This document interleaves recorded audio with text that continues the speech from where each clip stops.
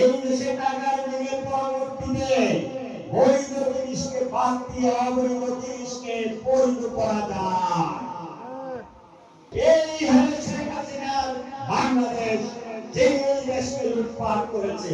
দেখেন আল্লাহর বিচার আছে, আছে না? আমার কষ্ট লাগে, আমার লজ্জা লাগে, আমার দুঃখ লাগে। আমার দেশের প্রধানমন্ত্রীকে পৃথিবীর কোথাও স্থান দিচ্ছে না, শুধু ভারত ছাড়া। আমার আসলে দুঃখ লাগে, লজ্জা লাগে। আমার দেশের প্রধানমন্ত্রী যত ন্যায় করুক এমন অন্যায় করছে, আল্লাহর পক্ষ থেকে পৃথিবীর কোথাও স্থান তাকে দিচ্ছে না।